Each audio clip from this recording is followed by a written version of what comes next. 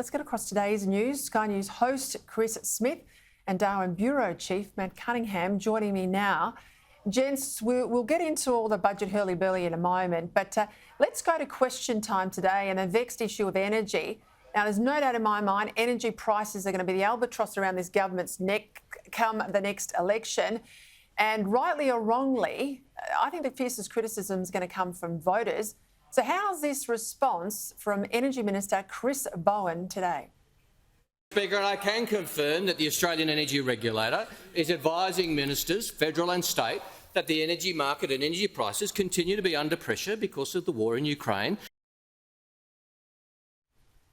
Chris, this is such claptrap. I mean, this is all about Ukraine, he says. Nothing about policies to shut down coal-fired power. Nothing about the failure of successive governments to develop gas reserves, particularly at a state level. This is not a Putin issue in Australia. This is decades of bad policy.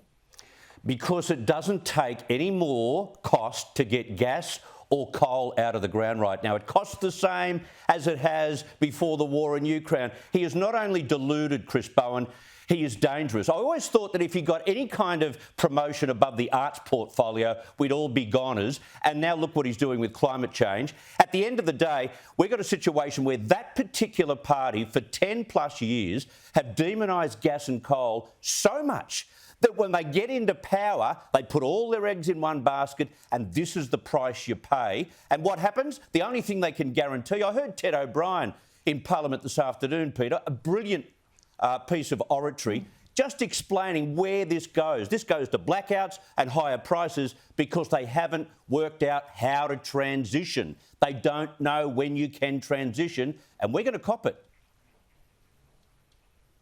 Oh, spot on. And of course, Matt, up your way in Darwin. I mean, this is the bloke that had 300 odd boats come on his watch as Immigration Minister, the worst ever record of any Australian Immigration Minister. He's now doing to our power prices and what he did to border protection. And this 50% increase next year, I tell you, this will make the honeymoon go away because you can't avoid your power price. You know, the announcements tonight about childcare or pensions, they may or may not affect you, but everybody gets a power bill.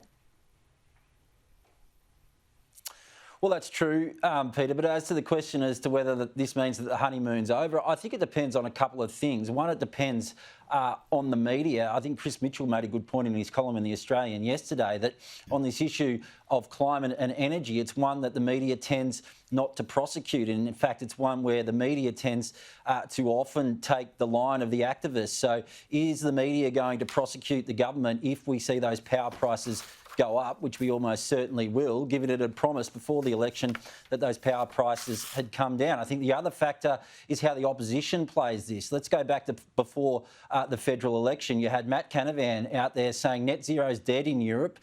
You know, European countries are having to look for gas resources because of what's happening in Ukraine and the fact they haven't shored up that gas supply.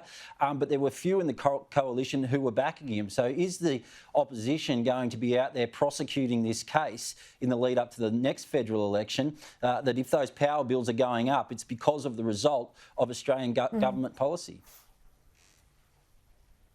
Look, you are so smart to point the media's engagement in these issues, or lack of engagement as the case might be. I mean, part of the frustration I had when I worked in government was, and I think Labor staffers would have the same reaction as I do, the lack of ability now in the gallery, the number of people who can't read a budget paper, who don't know how to query the forward estimates, they don't understand deeming rates, and you know all the detailed taper rates in some of the social policy areas. I mean, all of this stuff used to be the bread and butter, and Michelle Grattan got it, never let things get past her, but they either don't have the will or they don't have the intellect. We're certainly seeing that at state level.